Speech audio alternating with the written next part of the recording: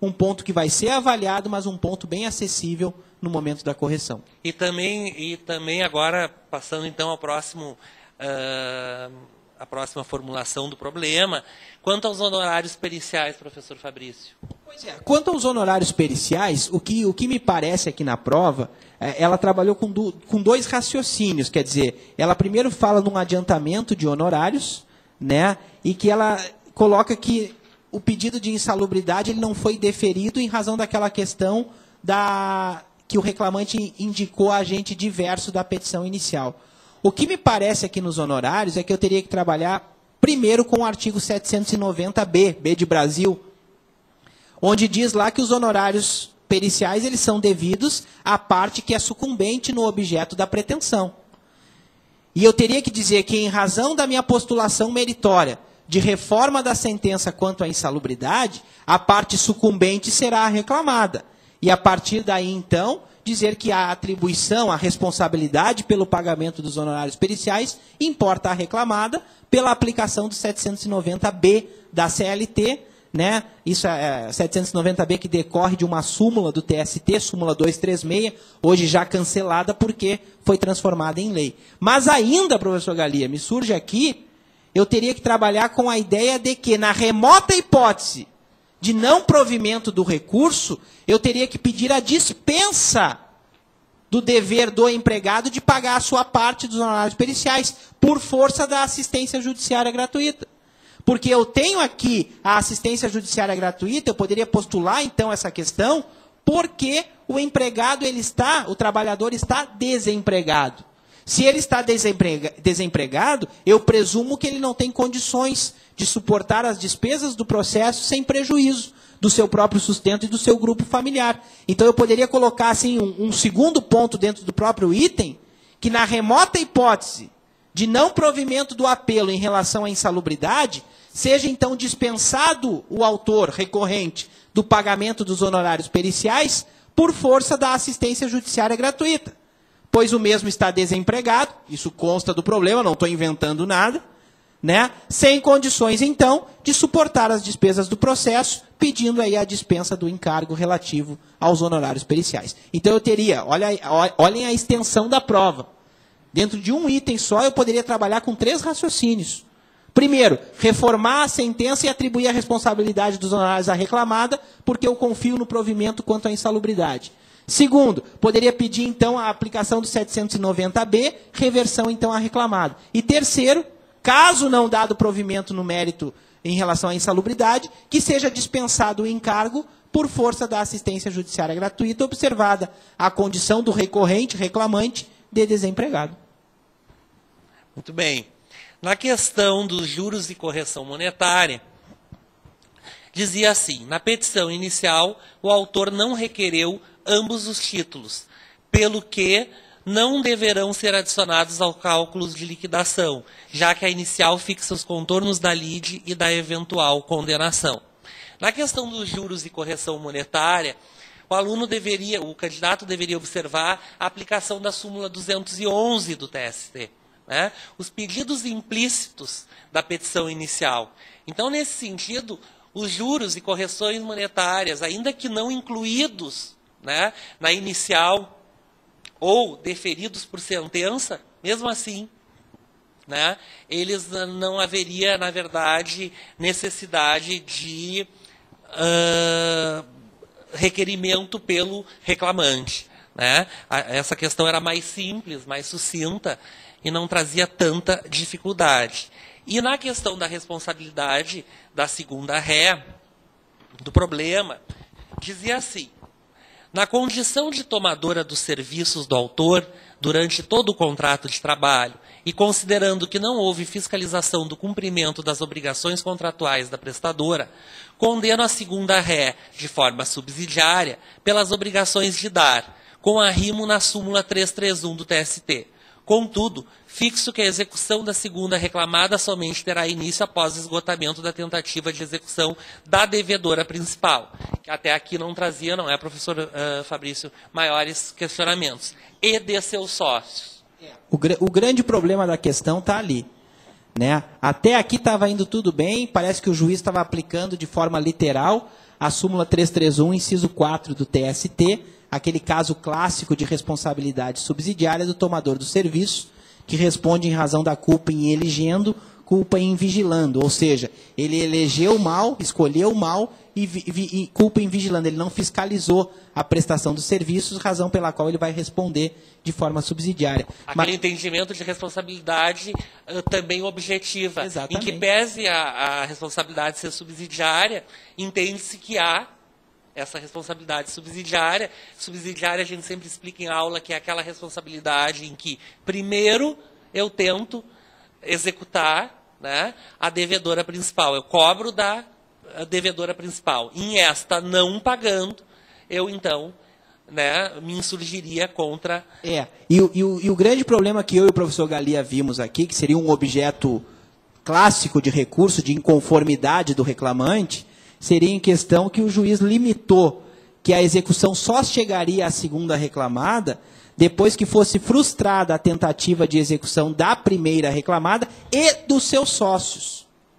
Ocorre, gente, que a súmula 331 e até a posição que nós temos doutrinária e jurisprudencial a respeito disso, ela não exige que sejam esgotadas todas as formas de execução, incluindo a execução dos sócios. Até como o professor Galia bem colocou, a gente comentando antes, o título executivo aqui ele é formado, a condenação é da empresa.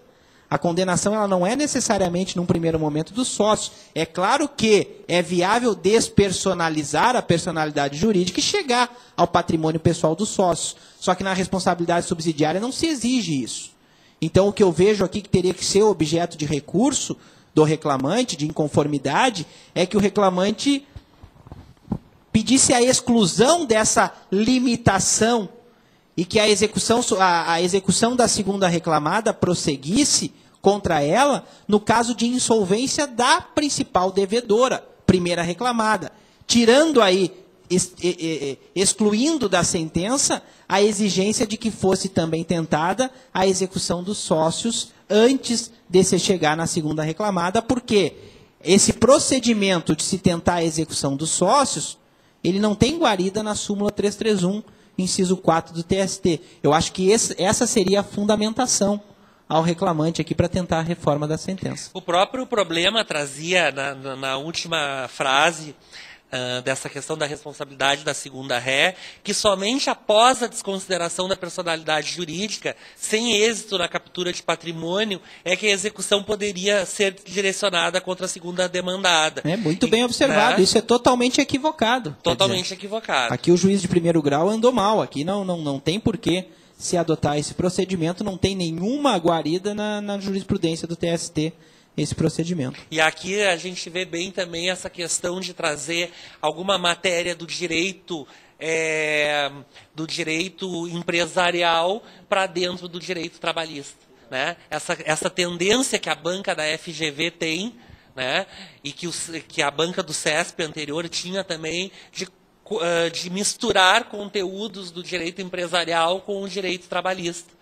Né? E a necessidade que a gente tem, então, de conhecer como candidato à OAB que a desconsideração da pessoa jurídica aqui, da personalidade jurídica, é um instituto de direito processual e que na responsabilidade, na terceirização, que é o que o problema nos indica, né, se tratar, a responsabilidade é subsidiária, mas que a gente não esgotaria, então, a execução contra a primeira empresa para se demandar a segunda empresa, né? Essa questão. É verdade. Né? Eu até coloco que na minha época de curso de magistratura, eu me lembro o professor nos dizendo isso, né? Que o inciso 4 ele meio que contraria o restante da súmula 331, porque se a empresa tomadora de serviços contrata bem a empresa prestadora, ela não deveria ter responsabilidade subsidiária, ou todos deveriam ser responsabilizados, e se evitaria, assim, a terceirização. Né? Mas, na verdade, a regra que a gente tem específica no inciso 4 da súmula 331 é a responsabilidade subsidiária. Então, aqui, bem interessante, né, a questão. E para fechar, né, gente, então aqui nós teríamos ainda uma última questão a analisar, mas que na verdade seria uma primeira na elaboração da prova, que seria a questão que iria ser colocada na petição de interposição do recurso, na folha de rosto, aquela petição dirigida ao juiz da vara, sempre lembrando aquela nossa estrutura recursal que nós trabalhamos em sala de aula, a petição de rosto, então a primeira folha dirigida ao juiz prolator da sentença que nós estamos atacando, e a segunda folha, então, as razões do meu recurso ordinário, dirigidas ao Tribunal Regional. E eu teria uma questão aqui a destacar, dentro de todo o esqueleto da petição de interposição, que a banca, a peça exige, lá no início, lá, ó, em face da sentença abaixo, você, na qualidade de advogado do reclamante, deverá interpor o recurso cabível para a instância superior, recurso ordinário, não temos nenhuma dúvida, informando acerca de preparo porventura efetuado. Falamos muito disso em sala de aula. O preparo, quer dizer, os chamados pressupostos extrínsecos do recurso ordinário, estaria dentro dos pressupostos extrínsecos. Todavia, gente, no caso concreto, o único preparo que nós poderíamos cogitar do empregado seria o pagamento de custas. Porque sabemos que o empregado, regra geral, ele não faz depósito recursal. O empregado ele poderá, no máximo, ser obrigado a pagar as custas processuais quando a ação for julgada improcedente. Né? O artigo 789 da CLT é claro quanto a isso. Só que no caso concreto, eu tenho uma ação que foi julgada procedente em parte. Ao final da sentença lá, não há nenhuma dúvida, diz julgo procedente em parte os pedidos. Então, como a sentença foi de procedência parcial, o reclamante, para eventual interposição do recurso, nada pagará a título de custas. As custas serão pagas pela parte vencida, que no caso aqui é a empresa, caso ela deseje interpor o seu recurso ordinário, no prazo alusivo ao recurso, ou então ao final.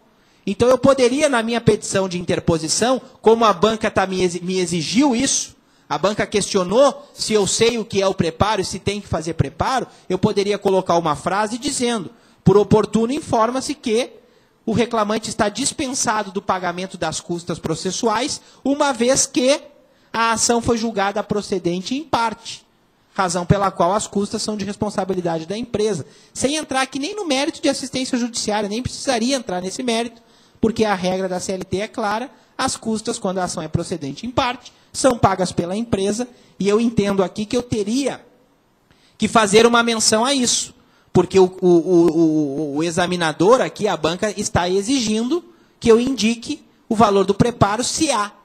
O caso concreto aqui não há nenhuma obrigação, nós estamos advogando para o reclamante, a ação foi de procedência, a sentença foi procedente em parte, as custas são de responsabilidade da reclamada. Professor Galia, suas considerações finais aí sobre a prova. Sobre a peça. O que se viu é basicamente, remetendo ao início da nossa conversa, né, e da nossa análise, era uma peça de dificuldade média, não era uma peça extremamente difícil, nem extremamente fácil, e que demandava, então, do candidato o conhecimento não só do direito do trabalho, mas do processo do trabalho, como também do processo civil, e o ataque, né, a decisão do juiz em sede de recurso ordinário. Basicamente, acho que sempre o recurso ordinário não me parece a peça mais difícil do direito do trabalho. Eu não sei se o professor Fabrício vai concordar, tendo em vista que no recurso ordinário a tese já está formulada lá na sentença que o problema trazia, bastando então trazer algum argumento que fosse favorável ao reclamante,